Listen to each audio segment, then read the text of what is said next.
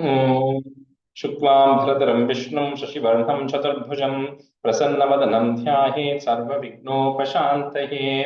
ॐ सहनाववतु सहनौ भुनक्तु सह वीर्यं करवावहै तेजस्विनावधीतमस्तु मा विद्विषावहै। ॐ शान्तिः शान्तिः शान्तिः।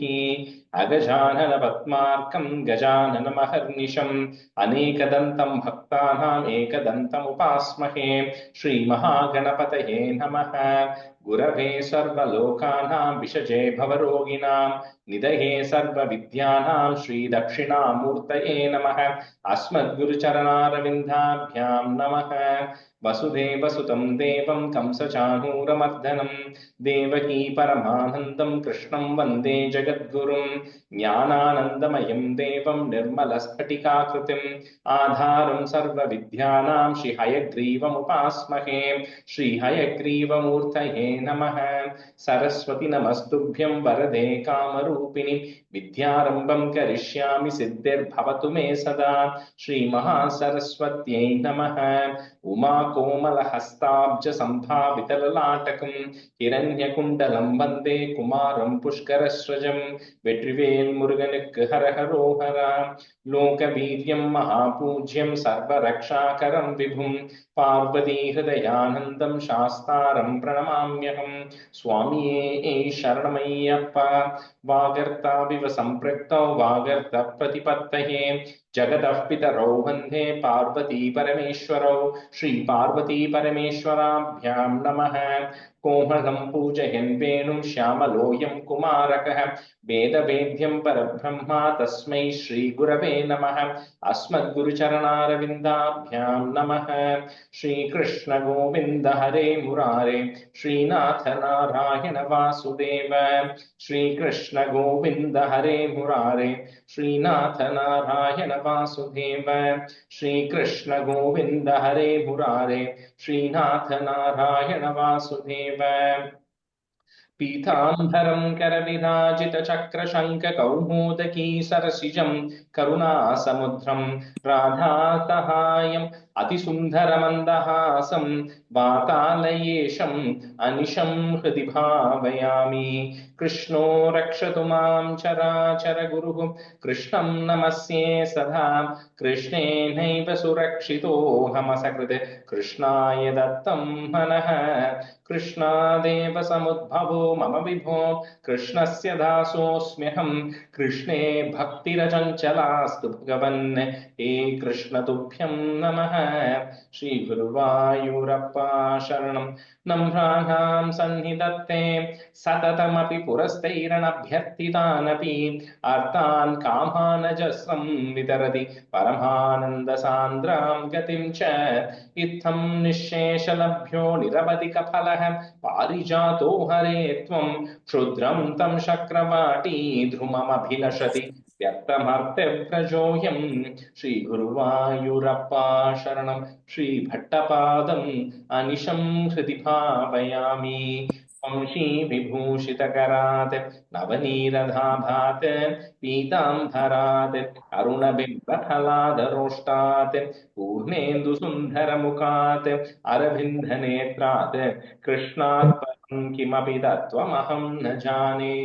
കൈരണ്ടും കൂപ്പി ഞാൻ വീണ്ടുമീറക്കുന്നു നീരജലോചന നിന്നോടായി ഏതീനു മന്യനെ കുമ്പീടേണ്ട തോറു നീയിൽ നീ എന്നെ പാലിക്കെന്നായി. കൃഷ്ണ ഹരേ ജയ കൃഷ്ണ ഹരേ ജയ കൃഷ്ണ ഹരേ ജയ കൃഷ്ണ ഹരേ. Good morning, everyone. Okay, so let me know my audio or video breaks. I'm calling from India right now. So, all right, since we have a small group, we just directly start from 76. We'll get into the Dashakam today.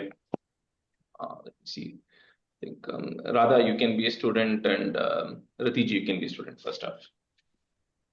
Okay, so 76 is Uddhava Dautya Varnanam. Dautya is happened to the root word Dutha, which is like a messenger, right? So Uddhava going as a messenger to Vrindavan. That's a one. Gatva Sandhipanimata चतुष्षष्टि मात्रैरहोभिः सर्वज्ञस्त्वं सह मुसलिना सर्वविद्यां गृहीत्वा पुत्रं नष्टं यमनिलयनादाहृतं दक्षिणार्थं दत्त्वा तस्मै निजपुरमघाः नादयन् पाञ्चजन्यम्. So the last Dashakam, we saw about Krishna getting rid of Kamsa, and then he establishes, then he comforts Vasudeva and Devaki, and then Kamsa's father, which is Ugrasena, he's established as the king. So now, till now, Krishna was under the guidance of Nandagopa. So Nandagopa is a Vaishya, right? He's a businessman. He's the business of milk and everything else. But now Krishna has come over to Vrindavan, and now he is now under the tutelage of Vasudeva and Devaki. So which means he's a Kshatriya, right? So when he's a Kshatriya, they realize that all these years Krishna is 11 years right now, and he has never been to a school. He's never had a formal education. But when you're a Kshatriya, you have to go through a formal education because you have to understand everything, including the law. You have to understand warfare. You have to understand everything else, right? So finally, what they decided is, okay, Krishna, time for you to go to school, right? At 11 years. So he then goes to a Gurukula under the tutelage of the Muni called Sandipani. So the Sandipani was like a very learned scholar, who was very very well known at that time. So Krishna goes there along with Balarama. And that's where they actually meet their friend Sudama, who's Kuchela, who we're going to see much later. So anyway, they all meet there. Now, of course, Krishna doesn't have to go to school, right? He understands everything, but he still goes to school because his parents think he needs to go to school. So here, Chatushashti, so the 64 different types of subjects which are there, right? There are 64 different kinds, like war is one, legal is one, finance is one. So the 64 different subjects, and Krishna then learns all 64 subjects in 64 days. So he is getting out of school as soon as he can. So anyway, so he finishes that off in 64 days. He learns everything that is to be learned. So once he is done, then he goes to his guru and says, okay, I have to give you some guru dakshina, right? So what do you want as guru dakshina? So Sandipani, of course, knows the greatness of Krishna, because who else can finish everything in 64 days? People come to study one subject, right? Krishna finished all 64. So Sandipani's wife says that we had a son. That son was taken by a person called Shankachuda. So because of which we don't have a son anymore. So she says, as Guru Dakshina, I want you to go and bring back the son that we have lost. So Krishna and Balarama then go to the Arabian Sea, go to the west coast, and then there is a demon called a Shankachuda who lives within a conch under the ocean. So that some person somehow abducted Sandipani's son. So Krishna and Balarama fight him and then bring back, and then Krishna brings his shankam, a conch along with him, which is called as Panchajanya. So like we said, anytime Krishna incarnates, everybody around Krishna incarnates along with him. So this Panchajanya, which is Krishna's conch, which is Narayana's conch, was anyway there. So that was there. So that now comes back to Krishna in this incarnation, right? So Gatva Sandipanimatha, Chatush Shashti Matrairahobihi, Sarvajnastvam Saha Musalina, Sarva Vidyam Grihitva Putram Nashtam, Yama Nilayanat Ahrutam. If you want to break it, you can break it at the Da. Yama Nilayanat Ahrutam, if you want to break it. Yama Nilayanat Ahrutam Dakshinartam, Dattva Tasmai Nija Puramagaha. You won't have a Visarga, but add a Visarga there. Nija Puramagaha, Nadayan Panchajanyam. Gatva Sandhipanimata Chatushashti Matrairahobihi Sarvajnastvam Sahamusalina Sarva Vidyam Grihitva Putram Nashtam Yamanilayanadahrutam Dakshinartam Dattva Tasmai Nijapuramagaha Nadayan Panchajanyam. Rajeshri, Uddhava Dautya Varnanamana. Uddhava is, the explanation is going to come later. Uddhava is the name of a person. Dautya means he's going as a messenger. So this is Uddhava going as a messenger to Vrindavan. Oh, okay. Thank you. गत्वा सान्धीपनिमत चतुष्षष्टिमात्रैरहोभिः सर्वज्ञस्त्वं सह मुसलिना सर्वविद्यां गृहीत्वा पुत्रं नष्टं यमनिलयनाथावृतं दक्षिणार्थं दत्त्वा तस्मै निजपुरमगाः नादयन् पाञ्चजन्यम्. Only one time or two times?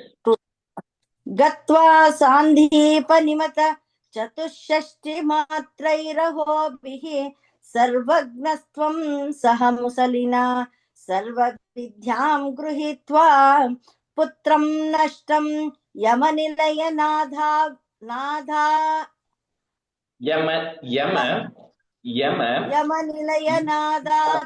आहृतं दक्षिणार्थं दत्त्वा तस्मै निजपुरमगाः नादयन् पाञ्चजन्यम्.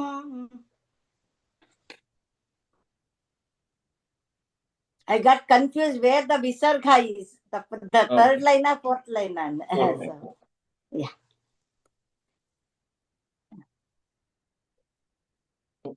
Tigrati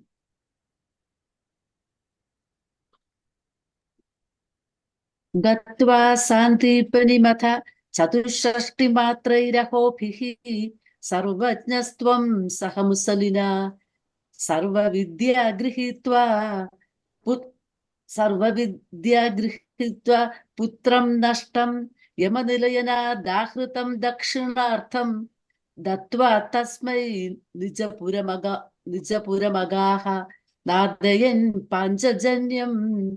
गत्वा शान्तिपनिमथ चतुष्षष्टिमात्रैरहोभिः सर्वज्ञस्त्वं सह मुसलिना सर्वविद्या गृहीत्वा पुत्रं नष्टं यमनिलयनादाहृतं दक्षिणार्थं दत्त्वा तस्मै निजपुरमगाः नादयन् पाञ्चजन्यम्.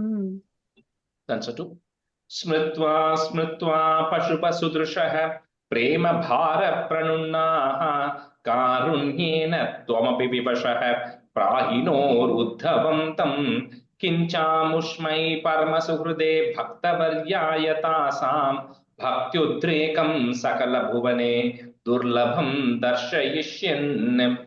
So now we're going to go into a completely different story. So that story with Sandipani ends there, right? So the next one is coming to the main, what do you call the topic of this Dashakam, which is a fantastic story that is going to come, right? Experience that is going to happen. So we saw in the last Dashakam at the very end, it says, Krishna, you then get Uddhava as a very close friend, right? That's how the previous Dashakam ended. So this Uddhava, he is a very learned person. So he's actually learned the supreme knowledge directly from Brihaspati. So he already knows a lot of information. He's very, very knowledgeable, right? And then this Uddhava becomes a very, very close friend of Krishna.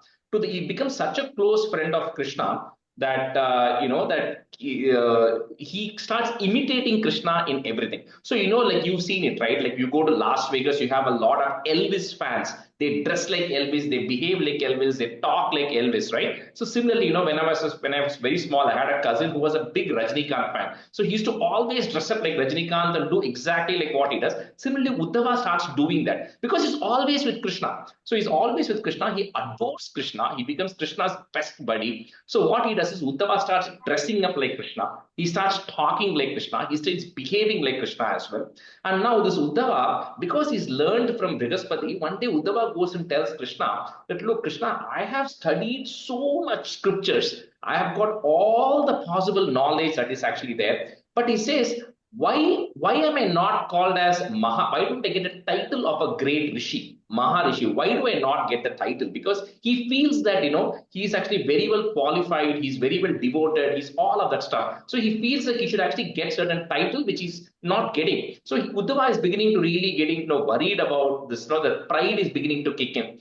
At the same time, Krishna is thinking smritva smritva. So the people of Vrindavan have been constantly thinking about Krishna, because remember Krishna left, he then came to Mathura, he got rid of Kamsa, then he went to Sandipani ashram. He's never gone back to Vrindavan, right? So the people there have been constantly thinking of Krishna. So Krishna tells Uddhava, saying, Uddhava, you know what? It's been a long time since I've been to Vrindavan.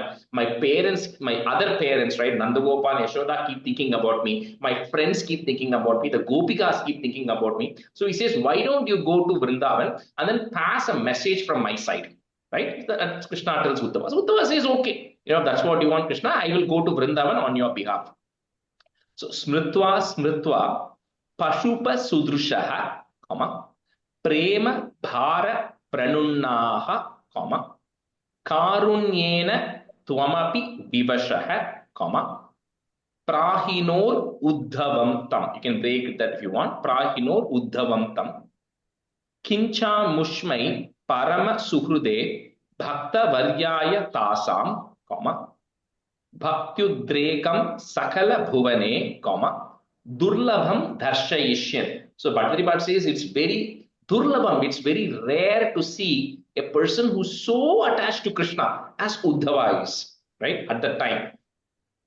Smritva smritva pashupasudrushah prema bhara pranunnaha karunyena tvamapi vivashah prahinor uddhavam tam kinchamushmai paramasuhrude bhaktavaryayataasam bhakthyudrekam sakala bhuvane durlabham darshayishyan. Rajeswari அங்க பிராஹி நோரு இருக்கு இல்லையா, அது பிராஹினோ அப்புறமா சொல்லிட்டு உத்தவம். அது easy to say it that way. If you want to say it together, you can. But அது வந்து if you say prahinor uddhavantam, then it will land properly for you. பிராஹினோர் சொல்லிட்டு உத்தவம் சொல்லணும். Yeah, then it will land properly. That's all. ஸ்மிருத்வா ஸ்மிருத்வா பசுபசத்ருஷः பிரேம பார பிரணுன்னாः காருண்யேன த்வமபி விவசः பிராஹிணோர் உத்தவம் தம் கிஞ்சாமுஷ்டே பரமசுஹృదే பக்தவர்யாய தாசாம் பக்த்யுத்ரேகம் சகல புவனே துர்லபம் தர்ஷயிஷ்யன். Pashupasudrushah. Su. स्मृत्वा स्मृत्वा पशुपसुदृशः प्रेम भार प्रणुन्नाः कारुण्येन त्वमपि विवशः प्राहिणोरुद्धवं तं किञ्चामुष्टै परमसुहृदे भक्तवर्याय तासां भक्त्युद्रेकं सकलभुवने दुर्लभं दर्शयिष्यन्. स्मृत्वा Sorry, Rediji. Rajeshji, at the line where it says Kimcha, is it Mushtai or Mushmai? Mushmai, ma. Mushmai, adu. Okay, thank you. Oh, I said wrong. Sorry. Okay, I didn't catch it. Okay. Mushmai. Thank you. Sorry, Rediji. स्मृत्वा स्मृत्वा पशुपसुदृशः प्रेम भार प्रणुन्नाः कारुण्येन त्वमपि विवशः प्राहिणोरुद्धवं तं किञ्जामुष्मै परमसुहृदे भक्तवर्याय तासां भक्त्युद्रेकं सकलभुवने दुर्लभं दर्शयिष्यन्.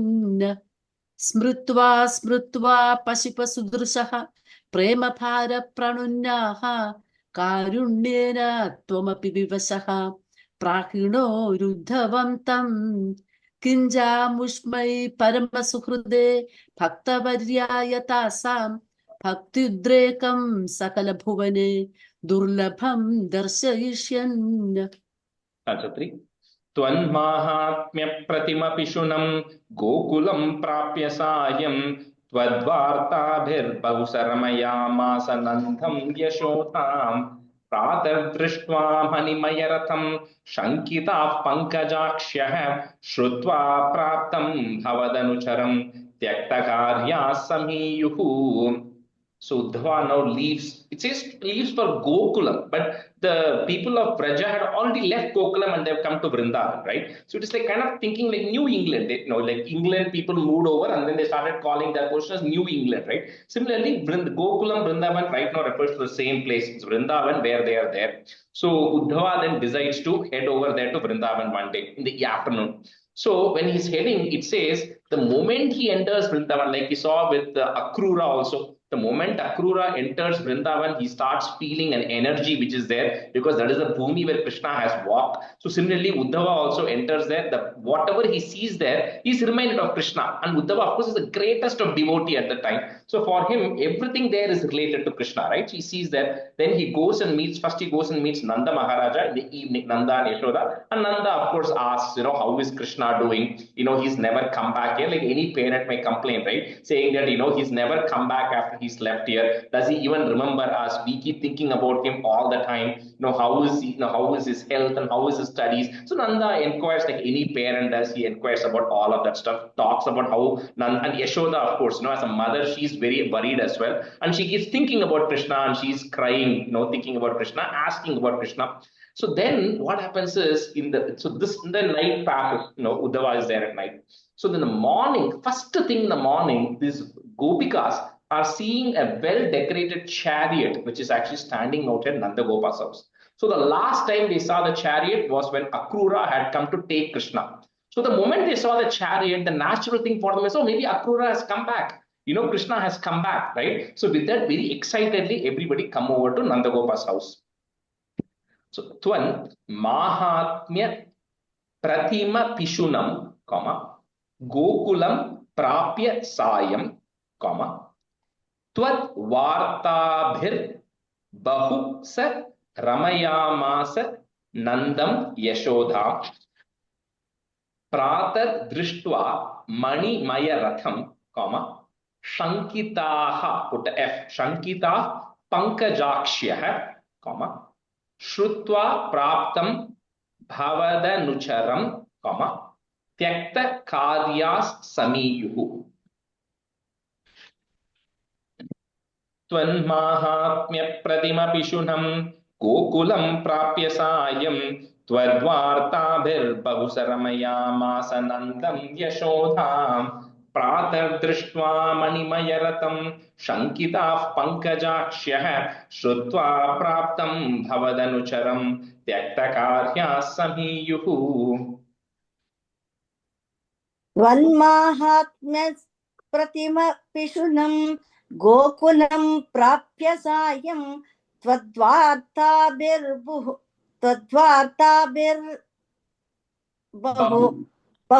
Bahusarama Yamasanandam Yashodham. அது எப்படி split பண்றதுங்க? Twadvartabhir Bahu Sa Ramayamasa Nandam Yashodham. Bahu Sa Ramaya. Okay. Pratar Drishtva Manimaya Ratham Shankita Pankajakshyah Shrutva Praptam Bhavadanucharam Tyaktakarya Samiyuhu. Tvanmahatmya Pratima Pishunam Gokulam Prapya Sayam Twadvartabhir Bahu Sa Ramayamasanandam Yashodham Pratat Drishtva Manimaya Ratham Shankita Pankajakshyah Shrutva Praptam Bhavadanucharam Tyaktakarya Samiyuhu. Tvanmahatmya Prathita Pishunam Gokulam Prapya Sayam Todvartabhir Bahusaramaya Masanandam Yashodham Pratar Drishtva Manimaya Ratham Shankitah Pankajakshyah Shrutva Praptam Bhavadanucharam Tyaktakarya Samyuhu. Tvanmahatmya Prathima Pishunam Gokulam Prapya Sayam Todvartabhir Bahusaramaya Masanandam Yashodham Pratar Drishtva Manimaya Ratham Shankitah Pankajakshyah श्रुत्वा प्राप्तं भवदनुचरं त्यक्तकार्या समीयुः. Stanza 4. दृष्ट्वा चैनं त्वदुपमलसद्वेषभूषाभिरामं स्मृत्वा स्मृत्वा तव विलसितान्युच्चकैस्तानि तानि रुद्धा लाभाः कथमपि पुनर्गद्गतां वाचमूचुः सौजन्यादि निजपरभिधामप्यलं विस्मरन्त्यः. So now the Gopikas come to Nanda Gopal's house. And when they come there, they suddenly see this person who's looking exactly like Krishna. So, he looks like his eyes are like, has petals, little petal like shapes like Krishna. He's also wearing, the Pithambaram, and he's also, he's wearing, the flowers just the way Krishna is there. And his ornaments he's wearing is exactly like how Krishna is wearing. So already these Gopikas were all missing Krishna so much. And now they see somebody who's exactly like Krishna, that triggers more anxiety. So they're beginning to think more about Krishna, and immediately they go ask Uddhava, like, who are you? They immediately go and assemble around Uddhava, and and it says here beautifully that like it's a complete stranger. They don't even know who this person is. So the women of that time, they're saying they never go even talk to strangers, but somehow when they see Uddhava, everybody is so tempted to just go and talk to him, sit next to him, and then go ask about Krishna, because they figured it's something related to Krishna, because he looks exactly like Krishna. So maybe he's Krishna's messenger or something related to that. So they all kind of give up all their shame or anything they have, and then they go start talking to Uddhava. So drishtva chainam twadupama lasat vesha bhushabhi ramam twadupa. So that one, twadupama lasat. Up to that you can say in one word. Twadupama lasat vesha bhushabhi ramam, comma, smritva smritva tava vilasitan yuchakais. Cannot break that word. So vilasitan yuchakais tani tani ruddha lapaha, comma, khatamapi punar gadgatam vachamuchuhu. So they are not able to speak. They are, like choking. So gadgada, they're choking because they're thinking about triggers more remembrance about Krishna. So they're beginning to cry even more. So gadgatam vachamuchuhu, comma, saujanyadin nija para bidam apyalam. So if you want to break that, saujanyadin nija para bidam apyalam vismarantyah. That line is together. Drishtva chainam twadupamalasat veshabhushabhiramam smritva smritva tava vilasitan yuchakaistani tani ruddha lapaha katamapi punar gadgatam vachamuchuhu saujanyadhi nijaparabhidam apyalam vismarantyah.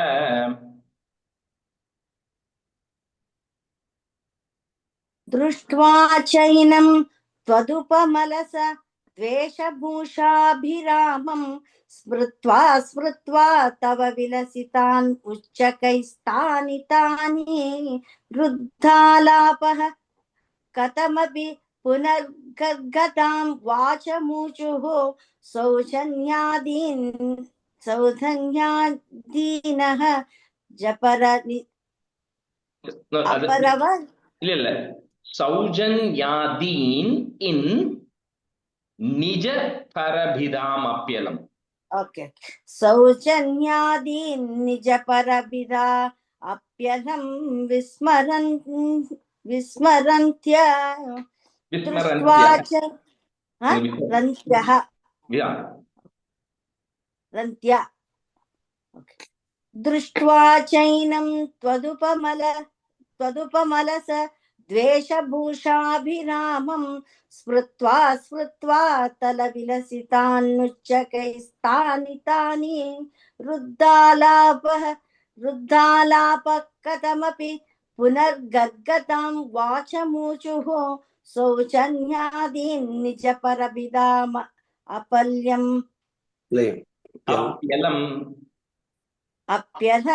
विस्मरन्त्यः. I put the visarga, I cancelled it.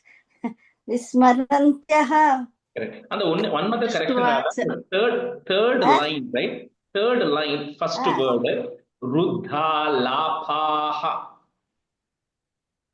அங்க விசர்க கொடுக்கணும். Right. ஆமா. ருத்தாலாபாஹ Correct. கதமபி புனர்கத்கதாம் வாசமூச்சுः. சரி. दृष्ट्वा चैनं त्वदुपमलसद्वेषभूषाभिरामं स्मृत्वा स्मृत्वा तव विलसिता युच्चकैस्तानि तानि रुद्धालापाः कथमपि पुनर्गद्गदां वाचमूचुः सौजन्यादीन् निजपरपिदामप्यलं विस्मरन्त्यः दृष्ट्वा चैनं त्वदुपमलसद्वेषभूषाभिरामं स्मृत्वा स्मृत्वा तव विलसितान्युच्चकैस्तानि तानि रुद्धालापाः कथमपि पुनर्गद्गदां वाचमूचुः सौजन्यादीन् निजपरपिदामप्यलं विस्मरन्त्यः. That's fine. Shriman kim tvam पितृजनकृते प्रेषितो निर्दयेन कासौ कान्तो नगरसुदृशाम् आहरे नाथ पाह्याः आश्लेषानाम् अमृतवपुषो हन्तते चुम्बनानाम् उन्मादानाम् कुहकवचसाम् विस्मरेत् कान्तकाभाम्. So the gopis, gopikas go talk to them and Shriman kim tvam, like who are you? You look like a very well-dressed, very learned person. But who are you? Are you like related to Krishna? Are you like a messenger of Krishna? What have you come here, right? And because they all realize that Uddhava has come to Nanda Gopa's house. So that means definitely it is something message that's come for Nanda Gopa, right? So they say, this is Krishna who has actually sent Nanda Gopa a message. He says, just like how the birds, once the fruits are gone from a tree, the birds abandon the tree and go to the next tree. Similarly, he says, Krishna has completely abandoned us.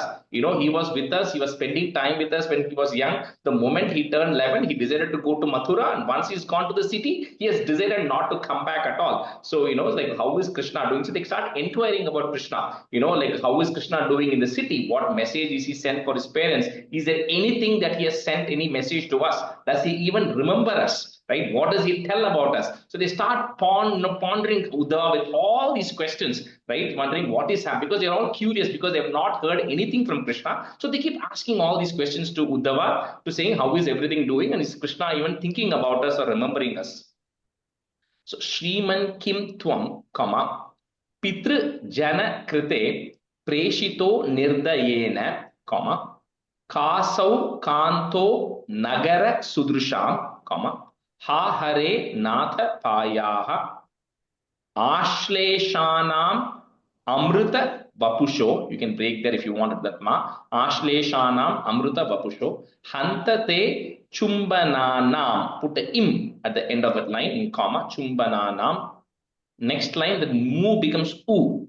Unmadanam kuhaka vachasam, Bismaret kanta kava. Shriman kim tvam pitrjanakrite preshito nirdayena kasau kanto nagara sudrusham hahare natha payaha ashleshanam amrita vapusho hantate chumbananam unmadhanam kuhaka vachasam vismaret kantakabha.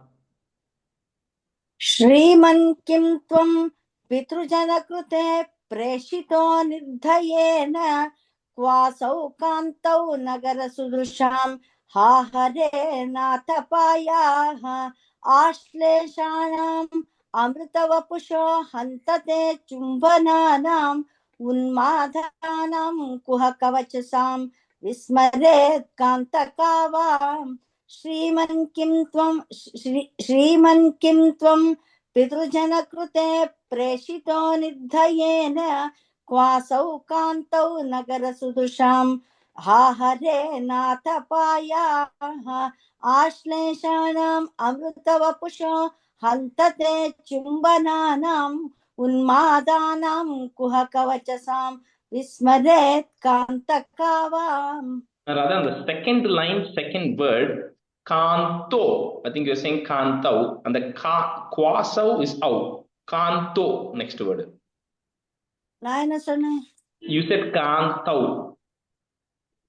என்ன It's இங்க kanto. அப்படிதான் இருக்கு. Okay, just change it to kanto. காந்தோ, குவாசோ காந்தோ. Yeah.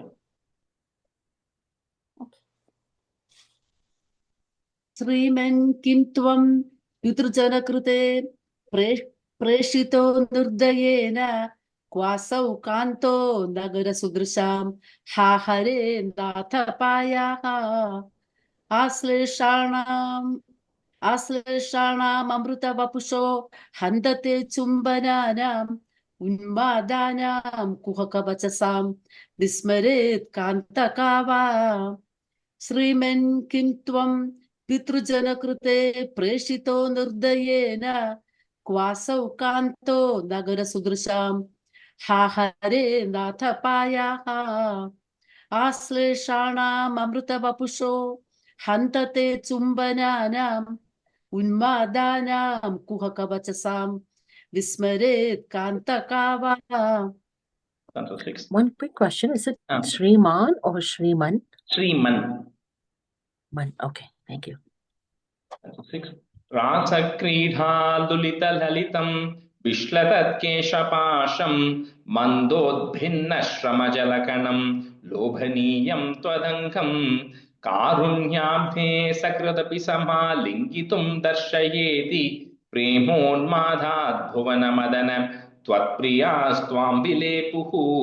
Same thing is continuing. So they're talking about, we remember during Rasa Krida, we are missing Krishna so much. We were with Krishna, then he disappeared, then we were earning for him even more. And then we lost all our pride and we earned for Krishna. He appeared in front of us, right? He says, similarly, we have been earning all these days and there has been absolutely nothing from Krishna, right? And they keep recounting all the memories, right, of how they have been spending time with Krishna, etc. And, they again ask the same thing. It's a continuation of the 5th one where they're asking, what does Krishna do? Does he even talk about us? Does he remember us? Each of them go and ask, does he remember me? Does he remember me? So each of them thinks that they're unique, right? So they go and ask, is Krishna talking about me? Has he said anything about me? So, Rasa Kridha Lulita Lalitam, Bishlatat Kesha Pasham, Mandod Bhinna Shrama Jalakanam, Lobhaniyam Twadangam Karunyabdhe Sakrudapi Samalingitum Darshayeti, Premon Madat Bhuvana Madana, Tvat Priyas Twam Vilepuhu. Rasa Kridha Lulita Lalitam Vishlathat Keshapasham Mandodbhinna Shramajalakanam Lobhaniyam Twadangam Karunyabdhe Sakrudapi Samalingitum Darshayeti Premon Bhuvana Madana Tvatpriyas Tvam Vilepuhu. Rasa Krida Lulita Lalitam Vishlat Keshapasham Mandodbhinna Shramaja Lakanam Lobhaniyam Twadangam Karunyabdhe Sakrudapi Samalingitum Darshayeti Premonmadat Bhuvana Madana Tvatriyastam Vilepuhum. Rasa Krida Lulita Lalitam Vishlat Kesha Pasham Mandod. On the word Vishlatat Kesha Pasham. Rasa Krida Lulita Lalitam Vishlat Kesha Pasham Mandodhinna Shramaja Lakanam Lobhaniyam Twadangam Karunyabde Sakrudapi Samalingitum Darshayeti Premonmadat Bhuvana Madana Patpriyastam Yastvam Vilepuhum. And the first line again, the last word, Vishlatat. Vishlata Keshapasham. Correct, yeah. Thank you. Rasakreeda lulitalaalitam Vislathat Keshapasham Mandotpinna Sramajalakam Lophaniyam Todangam Karunyabdhe Sakrudamapi Samalingitum Darshayeti Premonmadat Bhuvanamadana Totpriyastvam Vilepuhu Rasakreeda lulitalaalitam Vislathat Keshapasham Mandothinna Sramajalakam Lophaniyam Todangam Karunyabdhe Sakrudamapi Samalingitum Darshayeti Premonmadat Bhuvanamadana Totpriyastvam Vilepuhu. Just give me 1 minute, okay? I got an old book of mine where I think the words are completely faded. So I'm just going to quickly get my tablet so I can.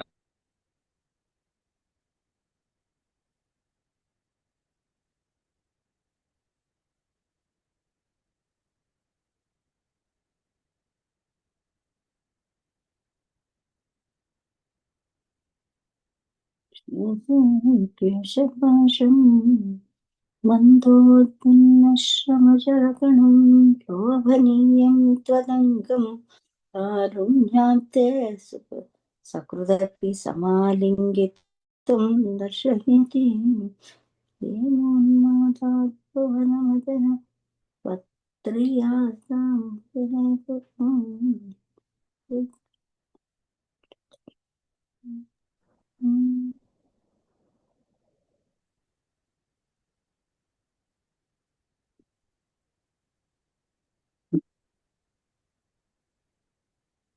Okay, stanza 7.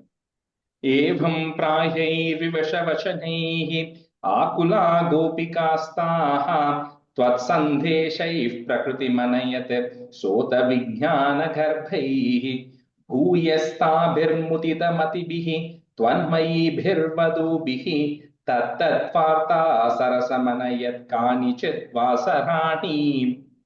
So Uddhava, now he's hearing all these things. And the Gopikas are constantly talking about how they are overwhelmed with grief. So Uddhava now has a message that Krishna has sent him, right? So Uddhava is telling them, Gopikas saying, you all are so attached to Krishna, but you don't think of him as like the supreme Lord, right? He says, you all are just attached to like a human form of Krishna. So he says, you all have to go study the scriptures. You all are wasting your life here just thinking about Krishna all the time, right? He says you go study the message which is there in all the Upanishads, the message which is there in all the Puranas, right? He says if you do not pursue knowledge in this life, then your whole life is a waste, because he's saying you're wasting your life by not pursuing the true knowledge. He says the only way you can attain the Supreme Lord is by, either doing a lot of charity or following a lot of austerities, right? A lot of vows you take, and then you do a lot of puja, you do a lot of penance, you do a lot of japam. He says you have to do all of that stuff, and only then you will actually be able to get closer to the God. So Uddhava says Krishna is like the great God. So you have to go through all these steps, because you cannot just keep thinking about Krishna and then attain Krishna, right? He says all the great people to attain God, they have to go through so much tapas, they do so much yoga, they have to go through all these things. So you have to go through all of that. That is one message Uddhava is giving. The second message, which is Uddhava's message to the Gopikas. Then the second message which Krishna has given to the Gopikas through Uddhava is to say that, I don't have to be physically with you for you to be thinking about me. He says, just like how, like a very devoted husband is traveling, the wife still thinks about him, because the love, he says, becomes more stronger when the person is not next to you. So Krishna says, similarly, don't keep worrying about me not being next to you. You keep thinking about me all the time, and that will actually increase the bond between us, right? And with that, Krishna says, don't worry and don't keep constantly worrying about this. So this is the message Krishna is giving, and Uddhava is giving that message, plus telling them that you have to go pursue true knowledge. If you're not pursuing the knowledge, you are all just wasting your time, doing all these activities which you're doing, and you're not gaining any information, right? That's what Uddhava is telling them.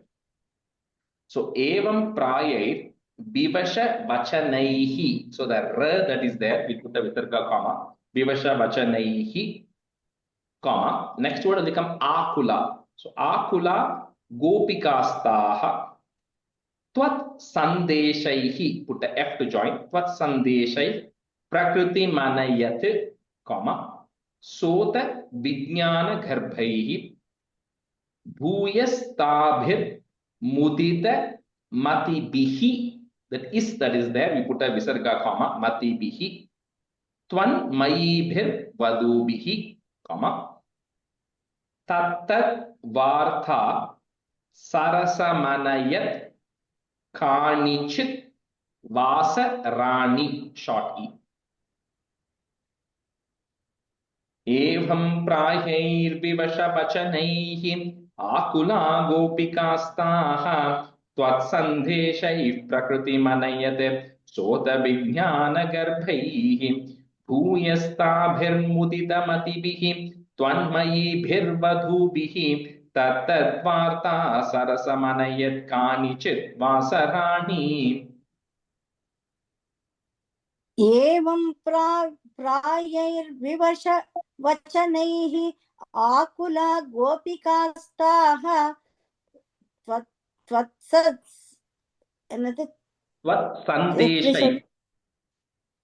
त्वत्सन्देशैः प्रकृतिमनयत् सोत विज्ञानगर्भैः भूयस्ताभिर्मुदितमतिभिः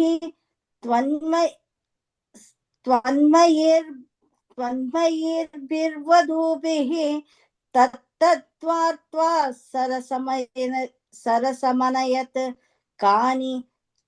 कानिचित् वासराणि. एवं प्रायैर्विवशवचनैः आकुला गोपिकास्ताः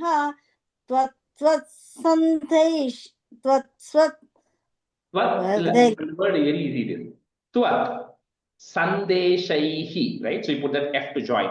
Tvat Sandeshai Prakriti Manayate. Okay. Tvat Sandeshaihi Prakriti Manayat Sota Vijnana Garbhaihi Bhuyastabhirmuditamaatibihi Tvanmayirvadhubihi Tattadvarta Sarasamanayate Kanichit Vasarani. Rajesh, is there is a comma after Tot Sandeshaihi? No, it's a Sandeshai that becomes an F. That Visarga is there. That will become an F. So Tvat Sandeshai Prakriti Manayate. Okay. Evam prayaiर्विवशवचनैः आकुला गोपिकास्ताः त्वत्सन्देशैः प्रकृतिमनयत् सोऽथ विज्ञानगर्भैः भूयस्ताभिर्मुदितमतिभिः त्वन्मयीभिर्वधूभिः तत्तद्वार्ता सरसमनयत् कानिचिद्वासराणि. एवं प्रायैर्विवशवचनैः आकुला गोपिकास्ताः त्वत्सन्देशैः प्रकृतिमनयत् सोऽथ विज्ञानगर्भैः भूयस्ताभिर्मुदितमतिभिः त्वन्मयीभिर्वधूभिः तत्तद्वार्ता सरसमनयत् कानिचिद्वासराणि. Rajeshkar, is it in the last line? No, there's no comma. The last line is continuous. Okay. Tvatprodghanai sahitamaniṣam sarvato geha krityam tvadvartaiva prasarati mitah saiva chotsvapalapaah cheshta prayastvadanukritayah tvanmayam sarvamevam drishtva tatrapyamukhadatikam vismayat uddhavoyam. So now Uddhava gives this initial message. So the Gopika stop crying because they all have come that day morning, right? So he has to calm them down, which he does. Then the Gopikas are calmed down. So Uddhava then says, you know what? I'm going to spend some time here in Vrindavan, right? Since I've come all the way, I'm going to spend a few days. And so Uddhava spends a few days in Vrindavan. And when he spends the time in Vrindavan, he notices that these gopikas are non-stop thinking about Krishna. Anything they do. So when they are churning butter, they're talking about Krishna. They used to love Krishna, used to steal the butter, and they used to do this. When Uddhava goes out on a walk, they used to say, oh, this is the place Krishna used to play. Oh, this is the place Krishna used to graze the cows. And they used to non-stop be talking about Krishna. In fact, some of the gopikas used to come and say, my dream also, I'm thinking only about Krishna.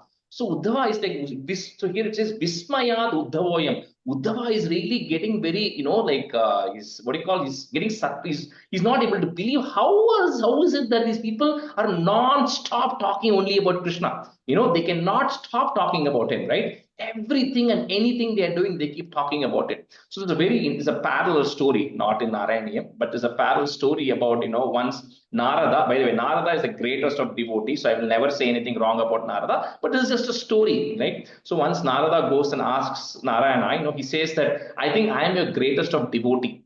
So, so Narayana says, no, there is this one farmer who is in a village, and he's the greatest of my devotee. So Narada says, what do you mean? I'm constantly talking about you. How can that farmer be a greatest devotee? So Krishna says, come, I'll show you how. So Narada and Krishna Narayana go there. And then Narayana tells Narada that, okay, you see that mountain there? He says, yeah. He says, I'm going to give you a pot of water in your head. Whoever can walk around that mountain and come back and not drop a single drop of water is my greatest devotee. So Narada then goes around that mountain, comes back, not a drop of water has spilled. So he says, look, I am the greatest of devotee.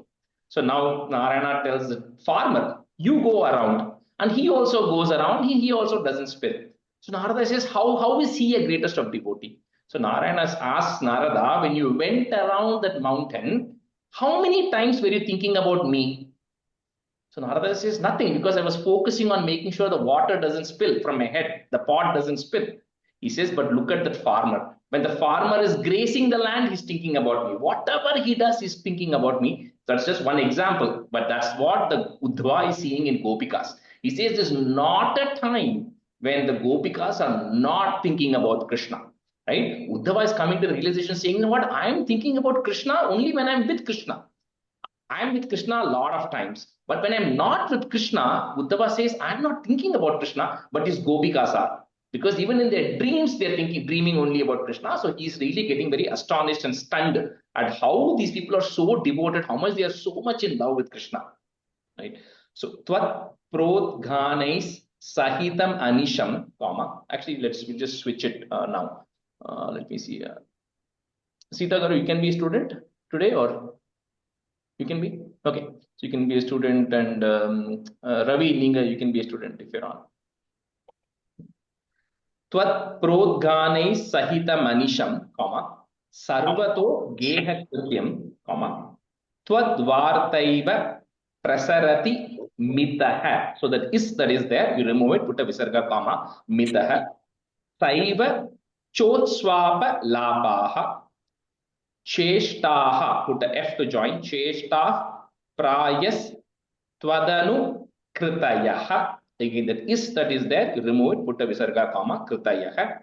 Tvanmayam Sarvamevam, comma, Drishtva Tatra Vyamuhadadikam, comma, Vismayat Uddhavoyam. You can break at the id and u, so it will be easy to land it. Tvatprodghanai Sahitamanicham Sarvato Geha Krityam Twadvartaiva Prasarati Mitaha Chaiva Sotswapalapaha Cheshta Prayastvadanukritayah Tvanmayam Sarvamevam Drishtva Tatra Vyamuhadadikam Vismayad Uddhavoyam. Tvatrodganaihi Sahitamanicham Sarvato Geha Krityam Tvadvartaiva Prasarati Mitaha Staiva Chotswapalapaha Cheshta Prayastvadanukritayah Tvanmayam Sarvamevam Drishtva Tatra Vyamuhadadikam Vismayatuddhavoyam.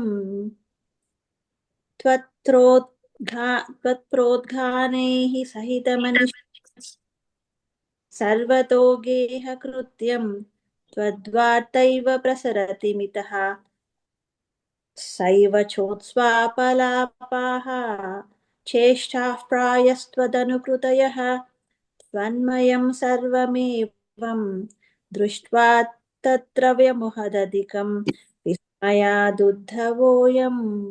The first line, if you have Tvatprodganaihi, then you put the is to join. Tvatprodganais Sahita Manisham. Okay. Oh yes.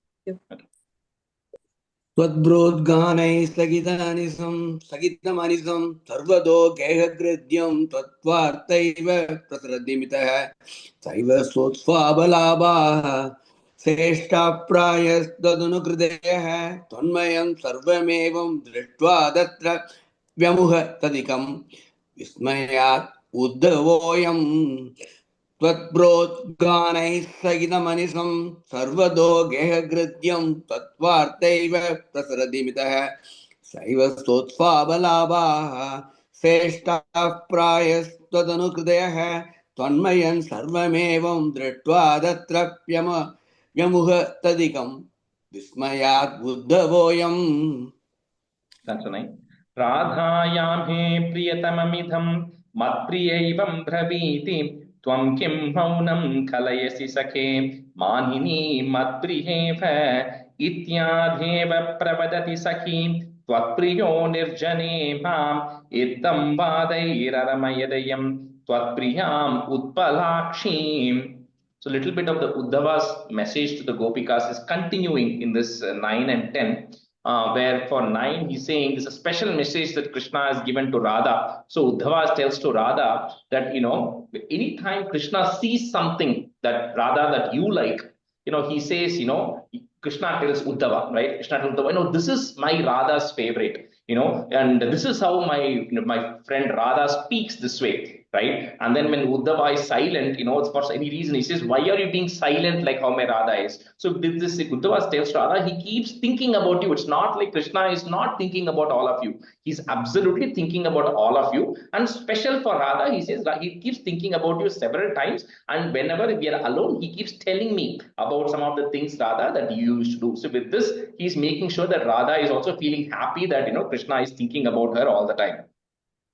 So Radhayame priyatamamidam, mat priyaivam braviti, tvam kim maunam kalayasi sakhe, manini mat priyeva ityadhyeva pravadati sakhi, tvatpriyo nirjane mam, Ittam Vadair Aramayadayam. You don't have to break it. You can say Vadair Aramayadayam. But if you want to break it, it becomes Vadair Aramayadayam if you want to.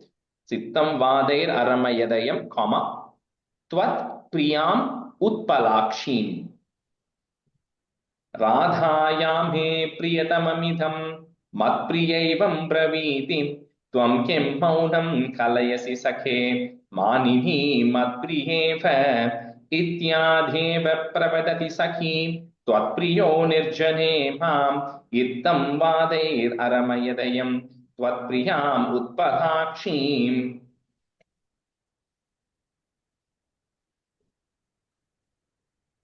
Quick question. Is it Aramayadayam or Aramadayam? Aramayadayam. Last line. Aramaya. Okay, thank you. राधाये मे प्रियतममिदं मत्प्रियैवं ब्रवीति त्वं किं मौनं कलयसि सखे मानिनी मत्प्रियेव इत्याद्येव प्रवदति सखी त्वत्प्रियो निर्जने माम् इत्थं वादैररमयदयं त्वत्प्रियामुत्पलाक्षीम् राधाये मे प्रियतममिदं मत्प्रियैवं ब्रवीति त्वं किं मौनं कलयसि सखे मानिनी मत्प्रियेव इत्याद्येव प्रवदति सखी त्वत्प्रियो निर्जने माम् इत्थं वादैररमयदयं त्वत्प्रियामुत्पलाक्षीम्. First line, Radhayame. Okay, sorry, Radhayame. राधायामे प्रियतममिदं मत्प्रियैवं प्रवीति त्वत्किं मौनं कलयसि सखे मानिनी मत्प्रियेव इत्यात्येव प्रवदति सखी त्वत्प्रियो निर्जेने माम् इत्थं वादे अरमयदयं त्वत्प्रियाम् उत्पलाक्षिं राधाया मे प्रियतममितं मत्प्रियैवं प्रवीति त्वं किं मौनं कलयसि सखे मानिनी मत्प्रियेव इत्यात्येव प्रवदति सखी त्वत्प्रियो निर्जेने माम् इत्थं वादे अरमयदयं त्वत्प्रियाम् उद्बलाक्षीम्. And the third line, Ravi, third line, second last word, nirjane. Okay, on the word nirjane ma. Nirjane இருக்கு. Okay. Nirjane. Yeah. Okay, all right. Okay. Nirjane ma. Okay. येष्यामित्राक अनुपगमनं केवलं कार्यभारात् विश्लेषेऽपि स्मरणदृढता सम्भवान् मास्तु खेदः ब्रह्मानन्दे मिलति न चिरात् सङ्गमो वा वियोगः तुल्यो वस्यादिति तव गिरा सोकरो निर्व्यथास्ताः. So Krishna, final message. Now Uddhava stays there for a few months, right? He stays there for 2-3 months. And then he says, so Krishna's message to you, all of you, has been that he's not able, he's like, like everybody sends a message. No, I want to come, but I'm not able to come because of work, which is really literally what Krishna is saying. Kevalam karya bharat. He says, unfortunately, I have a lot of work to be completed in Mathura, because of which I'm actually not able to come and visit it. And then he again emphasizes that message, saying that whenever there is a firm remembrance that somebody is having, when you constantly keep remembering and you remember it very deeply, he says there will be absolutely no grief because that person is always there with you. And also Krishna has one final message for them through Uddhava, saying that eventually you will all come and attain me, so don't worry. So with that, he sent enough message to Uddhava, and Uddhava is calming the Gopikas, but he's anyway spending time with them over a period of time, and is also constantly reminding them, saying, don't worry, Krishna will eventually come. Eshyami drak. So the ga that you have there, we're going to break it. So first put a ik, first ka, ik, and a comma, drak, comma. Next word will start with the a. Anupagamanam kevalam karya bharat, comma.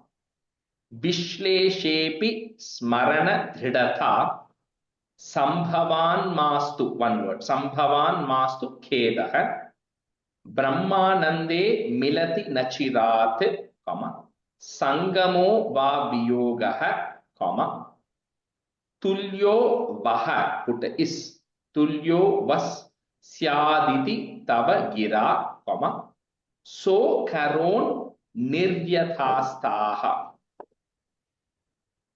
Rajeswari அங்க புக்ல நுச்சிராத்தன் இருக்கு. நுச்சிராத்தா நச்சிராத்தா அது Nachirat, na. நுச்சிராத். Okay, I don't know why. Yeah, change it to Nachirat. Thank you. Nachirat, so it's Nachirat only there. Eshyamidrak anupagamanam kevalam karya bharat vishleshepi smarana dhridata sambhavan mastu khedah brahmanandhe milati nachirat sangamo va viyogah tulyo vasyaditi tava gira sokaro nirvyathastaha. एषामीद्राक् अनुपगमनं केवलं कार्यभारात् विश्लेषेऽपि स्मरणदृढता सम्भवान् मास्तु खेदः ब्रह्मानन्दे मिलति न चिरात् सङ्गमो वा वियोगः तुल्यो वस्यादिति तव गिरा सोकरो निर्व्यत्तास्ताः. Actually, sorry, one correction, I said it wrong. That instead of that viyogaha, I don't think there is a comma there. I think we are saying that line together. So sangamo va, that viyogaha that is there, put a is to join it and put a plus at the end of that line. Sangamo va viyogas. Tulyo vasyaditi tavagira, and then a comma. Okay, so third line after nachirat, there is a comma, and the whole thing is continuous. And fourth line after Tavagira, there is a comma. Okay. Rajesh ji, can you please repeat that again? Sure. Sangamo Yeah. Vavi Yogas plus. Viyogaha is there, right? So put a is to Right. join it and put a plus. So Sangamo va viyogas. Tulyo vasyaditi tavagira, then comma. Sokaron nirvyathastaha. So I'll just say those two lines together. Brahmanandhe milati nachirat sangamo vaviyogas vasyaditi tavagira sokaron nirvyathastaha. It's tulyo, right? It's tulyo. No, biyogas, the is will come with the biyogaha. So biyogas tulyo vasyaditi. Yogas tulyo vas yasaditi. Correct. Okay, I'll review it. एष्यामीद्राक् अनुपगमनं केवलं कार्यभारात् विश्लेषेऽपि स्मरणदृढता सम्भवान् मास्तु खेदः ब्रह्मानन्दे मिलति न चिरात् सङ्गमो वावियोगस्तुल्यो वस्यादिति तव गिरा सोकरो निर्व्यथास्ताः. Is that correct, Rajesh Garu? Correct.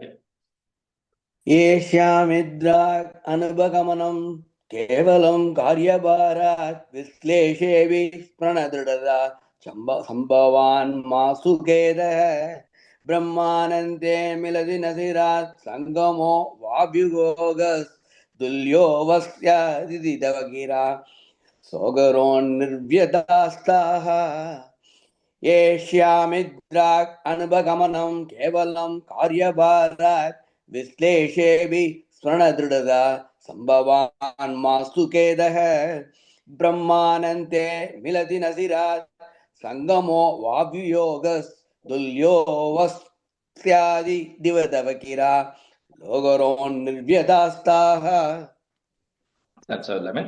Evam bhakti sakala bhuvane nikshita nashruta va kim shastraugaihi kimiha tapasa gopikabhyo namostu ityanandha kulamupagatam gokulat uddhavam tam drishtva shrishto gurupurapate pahi mamayoghat. So this is like an amazing stanza. I always quote this stanza, right? Anytime somebody's asking about anything. So here, Uddhava, having stayed there for 3 months, remember how this started, right? Uddhava has learned directly from Brihaspati. So he has all the knowledge that one needs to have. And he was worried about why he's not considered the greatest Rishi. That's how this thing started. So having stayed with the Gopikas for 3 months, he says, Evam Bhaktis Sakala Bhuvane, this entire world, he says, I have not seen a devotion or a bhakti towards any god like the Gopikas have for Krishna, right? And he says that, it's a Kim Shastrau Gaihi. He says, what is the purpose of all the scriptures and all the Vedas and everything that is there? Kimiha Tapasa, what is the purpose of all the tapas and the penance that all the sages do? He says all of that is irrelevant because he says the body that we have actually taken, the human body, which has to be put to use in the right way, right? He says, because they say, right, you've taken a human birth after having gone through so many other births. So you have to put the human birth towards good use of getting closer to God. He says the Gopikas are an embodiment. They are the prime example of how to take the body that is given to you and devote it to the Lord. He says nobody else has been able to do this in this entire world amongst any sages or anybody who has been in existence. He says, that anything you do is irrelevant unless you have bhakti, right? Unless you have the devotion and love. And he says the Gopikas are the prime of it. And he talks about how these people who simply wander around in a forest, who have absolutely no etiquette, right? They don't know how to behave in front of strangers. They don't know how to say anything, but somehow they're so close to Krishna and they keep thinking about Krishna all the time that they are the height of devotion that is there. So Uddhava comes to Krishna and says, I now realize why you sent me there. because it is to teach me a lesson, right? Because Uddhava kept thinking that he is the greatest. He's really good. He also is the greatest devotee of Krishna, no doubt about it. But it was to teach him a lesson that you can never be good enough. There's always these gopikas who are the highest in terms of devotion. So Uddhava comes and says, Krishna, I learned my lesson. I don't need any title. I don't need anything. Gopikabhyo namostu. I'm actually prostrating to the gopikas because there's nobody who's got the greatest of devotion like they have. Right? So with that, this Dashakam comes to an end, which talks about how great the gopikas are in terms of devotion, that, even Uddhava, and this will come later in the 96th Dashakam, when we talk about, the greatness of the Lord. So you'll say the greatest devotee, people say, is Uddhava. Uddhava is the greatest of devotees. That's what even Bhattaripad is going to say, right? But even Uddhava feels that he's not great enough, that the gopikas are greater than him, because they keep constantly thinking about him, right? So that's why this stanza is such a nice one to just remember, right? That the highest level of devotion is with the gopikas. So evam bhaktis sakala bhuvane, nekshita nashrutava. I have not seen it, nor have I heard about anybody having any such devotion. So nekshita nashrutava, kim shastraugaihi, kimiha tapasa, gopikabhyo namostu. Ityananda kulam upagatam, gokulat uddhavam tam,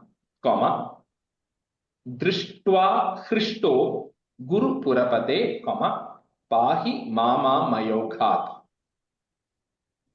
एवं भक्तिः सकल भुवने नेक्षिता न श्रुता वा, किं शास्त्रौघैः किमिह तपसा गोपिकाभ्यो नमोस्तु. इत्यानन्दाकुलमुपगतं गोकुलादुद्धवं तं, दृष्ट्वा हृष्टो गुरुपुरपते पाहि मामामयोघात्.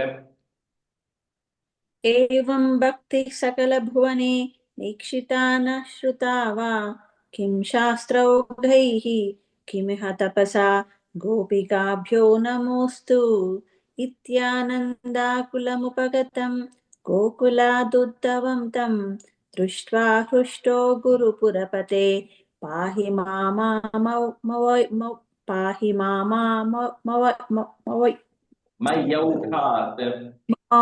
Yoghat. Actually, Sita, one more correction. My bad again. After Bhuvane, you can remove the comma. No need of the comma there. That entire line is together. Okay. First line. No comma after Bhuvane. Oh. Okay. Evam bhakti sakala bhuvane nekshita na shruta va, kim shastraughaihi kimiha tapasa gopikabhyo namostu. Ityananda kulamupagatam गोकुलादुद्धवं तं, दृष्ट्वा हृष्टो गुरुपुरपते पाहि मामामयोघात्.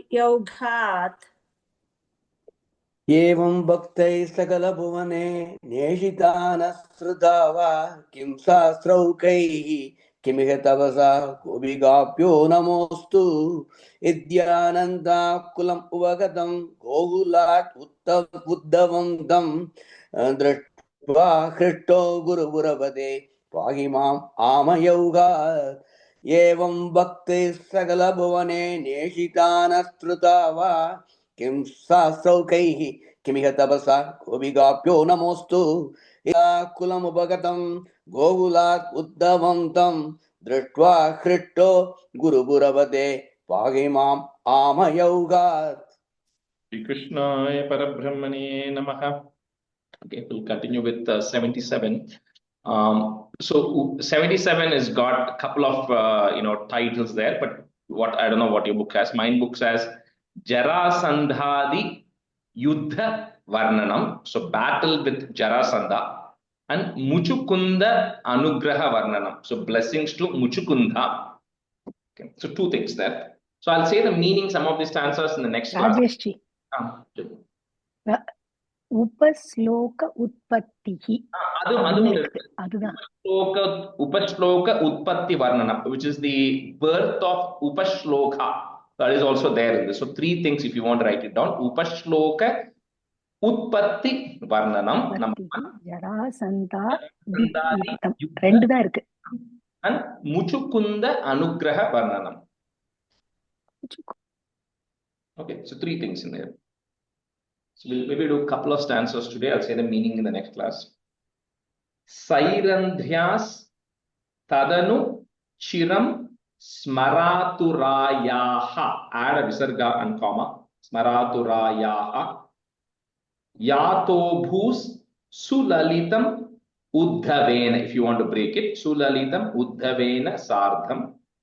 Avasam Twadupa Gamotsavam Sadaiva, comma. Dhyayantyaha, put a F, Dhyayantya, Prati Dina Vasa Sajjikayaha. Sairandryas Tadanuchiram Smaraturayaha, Yato Bhusulalitamudhavena Sardham, Avasam Twadupagamotsabam Sadhaiva, Dhyayantyah Pratidina Vasa Sajjikayaha. सैरन्द्या सदनुचिरं स्मरातुरायाः यातो भूसुललितमुत्थवेन सार्धम् आवासं त्वदुपगमोत्सवं सदैव ध्यायन्त्याः प्रतिदिनवाससज्जिकायाः सैरन्द्यास्तदनुचिरं स्मरातुरायाः यातो भूसुललितमुत्तवेन सार्धम् आवासं त्वदुपगमोत्सवं सदैव ध्यायन्त्याः प्रतिदिनवाससज्जिकायाः तैरन्त्र्यास्तदनुचिरं स्मरादुरायाः यादो भूसुललितम् उद्धवेन सार्धम् आवासं त्वदुपगमोत्सवं सदैव ध्यायन्त्याः प्रतिदिनवाससज्जिकायाः सैरन्तर्यास्तदनुचिरं स्मरादुरायाः यादो भूसुललितम् उद्धवेन सार्धम् आवासं त्वदुपगमोत्सवं सदैव ध्यायन्त्याः प्रतिदिनवाससज्जिकायाः. And the first word, Sairandryas. Sairandryas, okay. Sairandryas. Okay, all right. Yeah. Upagate Twayi Purna Manoratham, Pramada Sambhrama Kampra Payodharam Vividha Mananam Adhadati. If you want to break it, Vividha Mananam Adhadatim Muda, Rahasi Tam Ramayancha Krishe Sukham. Upagate Twayi Purnamanoratham Pramada Sambhramakam Prapayodharam Vividhamananamadhadatim Muda Rahasitam Ramayancha Krishe Sukham. उपगते त्वयि पूर्णमनोरथां प्रमदसम्भ्रमकं प्रपयोधरां विविधमाननमाददतीं मुदा रहसितां रमयां च कृषे सुखम् उपगते त्वयि पूर्णमनोरथां प्रमदसम्भ्रमकं प्रपयोधरां विविधमाननमाददतीं मुदा रहसितां रमयां च कृषे सुखम् उपगते त्वयि पूर्णमनोरथां प्रमदसम्भ्रमकं प्रभयोधरां विविधमाननमाददतीं मुदा रहसितां रमयाञ्च कृषे सुखम् उपगते त्वयि पूर्णमनोरथां प्रमदसम्भ्रमकं प्रभयोधरां विविधमाननमाददतीं मुदा रगसितां रमयाञ्च कृषे सुगम्. Rajeshji, what was the first line that you asked us to change it, sir? The first. I think the second time when Ravi said, he said Sairandryas. So I said it's Sairandryas. Sairandryas. Okay, sir. Thank you, sir. Prishta Varam Punarasaba Brinodva Rakhi is one word. Punarasaba Brinodva Rakhi, comma. भूयस्त्वया सुरतमेव निशान्तरेषु सायुज्यम् अस्त्विति वदेत् बुध एव कामं सामीप्यम् अस्त्वनिशमित्यपि. So that word you cannot break it too much. So samipyam, up to that you can break it. Put that ma, you can put a im. Samipyam astvanisham ityapi. Astvanisham ityapi nabravit kim. So this one, I think the tune might be slightly different between the stanzas. Okay, I'm not able to tell the difference, but if you are seeing a difference, then please make a note of it. पृष्ठावरं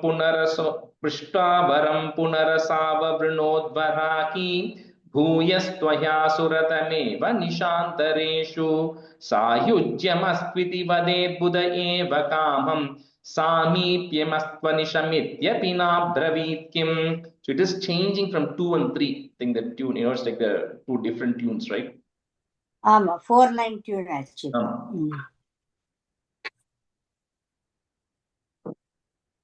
पृष्ठावरं पुनरसाववृणोद्वराकी भूयस्त्वया सुरतमेव निशान्तरेषु सायुज्यमस्त्विति वदेत् बुध एव कामं सामीप्यमस्त्वनिशमित्यपि नाब्रवीत् किम्. पृष्ठापरं पुनरसाववृणोद्वराकी भूयस्त्वया सुरतमेव निशान्तरेषु सायुज्यमस्त्विति वदेत् बुध एव कामं सामीप्यमस्त्वनिशमित्यपि नाब्रवीत् किम्. पृष्ट्वा वरं पुनरसा वृणोद्वरागी भूयस्त्वया सुरतमेव निशान्तरेषु सायुज्यमस्तु विधि वदेत् बुध एव कामं सामीप्यमस्त्वनिशम् इत्यपि नाब्रवीत् किम्. पृष्ठावरं पुनरसा वृणोद्वरागी भूयस्त्वया सुरतमेव निशान्तरेषु सायुज्यम् अस्त्विति वदेत् बुध एव कामं सामीप्यम् अस्त्वनिशम् इत्यपि नाब्रवीत् किम्. You broke it correctly. So I don't know if anybody had any question. So I didn't break it as nisham ityapi, but if you want to, you can break at that point also, like where Ravi broke it. Okay. Samipyam astva nisham ityapi. If you want to break it into 3 parts, that's also the right way of saying. Tato bhavan deva nishasu kasu chit. So you can put the it there. I think some books may have an in, so you can put the it and comma. Next line, mrigi drisham tam nibrutam vinodayan adad upashloka iti shrutam sutam, comma sa naradat satvata tantra vid bhabau. Tato bhavan deva nishasu kasu chitam mrigi drisham tam nibrutam vinodayan adadupashloka iti shrutam sutam sanaradat satvata tantra vidbhabau. ततो भवान् देवनिशासु कासुचित् मृगीदृशं तां निभृतं विनोदयन् अदादुपश्लोक इति श्रुतं सुतं स नारदात् सात्वततन्त्रविद्भवौ. ततो भवान् देवनिशासु कासुचित् मृगीदृशं तां निभृतं विनोदयन् अदादुपश्लोक इति श्रुतं सुतं स नारदात् सात्वततन्त्रविद्भवौ. ततो भवान् देवनिशासु कासुचित् मृगीदृशं तां निभृतं विनोदयन् अथादुपश्लोक इति श्रुतं सुतं स नारदात् सात्वततन्त्रविद्भवौ. ततो भवान् देवनिशासु कासुचित् मृगीदृशं तां निभृतं विनोदयन् अथादुपश्लोक इति श्रुतं सुतं Naradat Satvada Tantra Vidbabo. We'll do one more. And Rajeshji, so Naradat, is it Sattva or Sattva? Satvata. Satva tat tantra vidba. Is it correct? Satvata tantra vid. And the word Oh. nada sattva Oh. tantra vid bhavav. Okay. E-N-T-R-A tantra. The tantra da. Okay. Akrura mandira mitota balodha vabhyam. So that ma that is there, we're going to break it. Balodha vabhyam, comma. Next line will start with the a.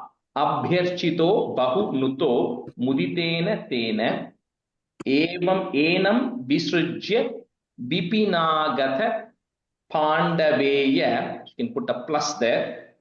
Vrittam vivedhita tatha dhritarashtra cheshtam. Okay, so those two lines go together. अक्रूरमन्दिरमितोत भलोद्धवाभ्याम् अभ्यर्चितो बहुनुतो मुदितेन तेन एनं विसृज्य विपिनागत पाण्डवेय वृत्तं विवेदित तथा धृतराष्ट्रचेष्टाम्. अक्रूरमन्दिरमितोऽथ बलोद्धवाभ्याम् अभ्यर्चितो बहुनुतो मुदितेन तेन एनं विसृज्य विपिनागतपाण्डवेय वृत्तं विवेदित तथा धृतराष्ट्रचेष्टाम्. अक्रूरमन्दिरमितोऽथ बलोद्धवाभ्याम् अभ्यर्चितो बहुनुतो मुदितेन तेन एनं विसृज्य विपिनागतपाण्डवेय वृत्तं विवेदित तथा धृतराष्ट्रचेष्टाम्. अक्रूरमन्त्रमिदोद भलोद्धवाभ्याम् अभ्यर्चितो बहुनुतो मुदितेन तेन एनं विसृज्य विपिनागत पाण्डवेय वृत्तं विवेदित तथा धृतराष्ट्रचेष्टाम्. अक्रूरमन्त्रमिदोद भलोद्धवाभ्याम् अभ्यर्चितो बहुनुतो मुदितेन तेन एनं विसृज्य विपिनागत पाण्डवेय वृत्तं विवेदित तथा धृतराष्ट्रचेष्टाम्.